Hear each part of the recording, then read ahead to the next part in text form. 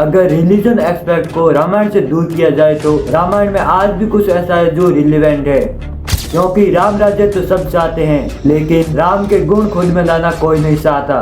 Number 1, respect your parents. आज हम ऐसी जगह रह रहे हैं जहां पेरेंट्स अपने बच्चों को बोर्डिंग स्कूल में भेजते हैं और फिर वही बच्चे बुढ़ापे में अपने पेरेंट्स को वृद्ध आश्रम में। लगता है कि हम अपने पेरेंट्स के साथ बच्चों के साथ कनेक्ट ही नहीं हो पाते हैं। इंटेंशन अच्छे होने के बावजूद भी हम उनकी नजर में हमेशा विलेन बन जाते हैं। दशरथ चाहते थे कि राम राजा बने और राम जानते थे कि दशरथ उनके साथ बिना वजह इनजस्टिस नहीं करेंगे, लेकिन फिर भी सर्कमस्टेंसेस की वजह से राम को 14 साल वनवास भुगतना पड़ा। सर्कमस्टेंसेस, सिचुएशन ऐसी चीजें होती है जो अक्सर हमारे करीबी लोगों को हमारे स्टोरी में विलेन बना देती है, लेकिन प्रिंस राम को हम भगवान इसलिए कहते हैं क्योंकि उन्होंने अपने पिता की बात समझने की कोशिश करी। खुद के नजरिए से तो सब देखते हैं, लेकिन दूसरे के पर्सपेक्टिव से देखने की ताकत सब में नहीं होती है। क्या हम राम जैसा अच्छा बेटा या अच्छी बेटी बनने की कोशिश कर सकते हैं? नंबर 2, सबको साथ लेकर चलना।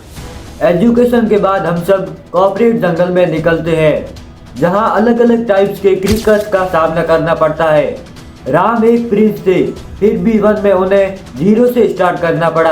अपने ईगो को साइड करके वन के प्राणियों से मदद लेनी पड़ी, फिर वो जटायु हो, वानरसेना हो या सबरी।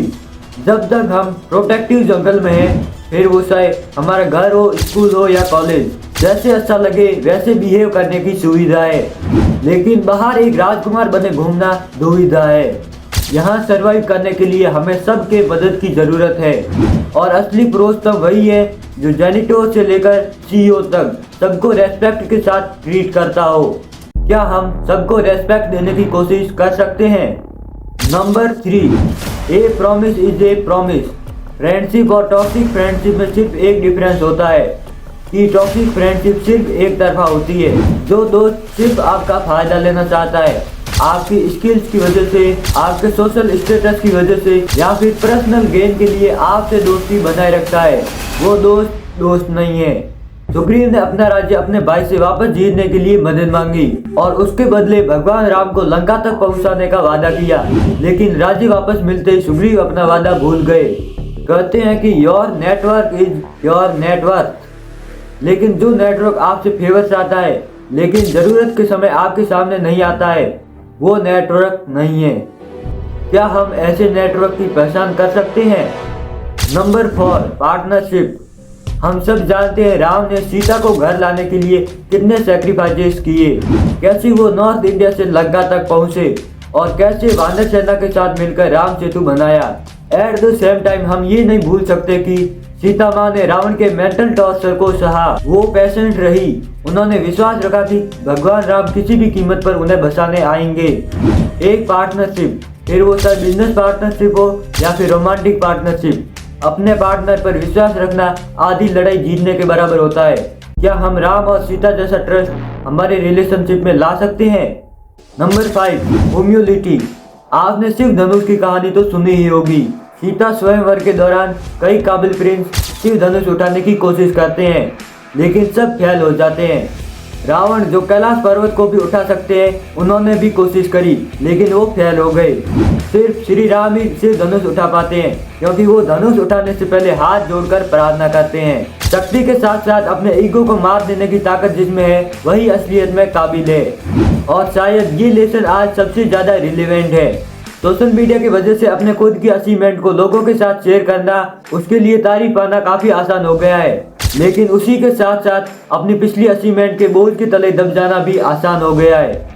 और बार बार और लगातार रामायण अपने कैरेक्टर्स के जरिए हमें ह्यूमिलिटी सिखाती है। हनुमान जो मौत जैसी ताकत से भी नहीं डरते, वो भी खुद को सबसे ऊपर नहीं मानते, बल्कि खुद को एक भक्त मानते हैं। उनकी ह्यूमिलिटी उनकी वीकनेस नहीं, उनकी ताकत है। और ये सिंपल सा लेसन हमें आज भी सीखने की जरूरत है। क्या हम हनुमान जैसी ह्यूमिलिटी दिखा सकते हैं? Number 6, over society. सबरी भगवान राम की भक्त थी और वो जंगल से हर रोज बेर कलेक्ट करके उन्हें शक्ति थी ताकि भगवान राम को सिर्फ मीठे बेर मिल सके।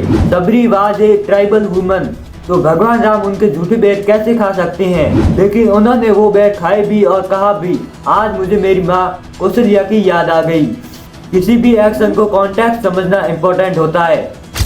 सबरी का इंटेंशन बैर को झूठा करना नहीं था, बल्कि उनका इंटेंशन था श्री राम को बेस्ट ऑफ द बेस्ट फल देना। अगर आप सही इंटेंशन से एक्शन लेते हो तो सोसाइटी आपके इंटेंशन को समझे या ना समझे, लेकिन वो हायरली पावर आपके इंटेंशन को जरूर समझेगी। श्री राम उस जमाने में अपने एक्शन से हमें आईना दिखा रहे थे। जात पात धर्म पर सबसे ऊपर हमारा कर्म होता है, ये समझा रहे थे। क्या हम कुछ बदलाव ला सकते हैं? नंबर 7, सत्यमेव जयते। वैसे तो युद्ध राम और रावण के बीच था, लेकिन वानर सेना को क्या फर्क पड़ता है। फिर भी एक मछली से लेकर हाथी तक सबने भारत से लंका जाने वाले सेतु को बनाया। समुद्र से लेकर जटायु तक सबने भगवान राम का साथ दिया, क्योंकि भगवान राम के साथ होना सच के साथ होने जैसा है। एक इंसान अगर इम्पॉसिबल चीज को अचीव करना चाहता है तो उसे एनवायरमेंट के सारे फोर्सेस की मदद लेने की जरूरत है, फिर चाहे वो इंसान भगवान का अवतार ही क्यों ना हो। क्या हम सत्य का साथ दे सकते हैं? तो वीडियो का दी एंड हो चुका है। अगर वीडियो पसंद आया तो लाइक कर दीजिए, चैनल पर नए हो तो सब्सक्राइब कर दीजिए और इस वीडियो को अपने दोस्तों के साथ शेयर जरूर करना।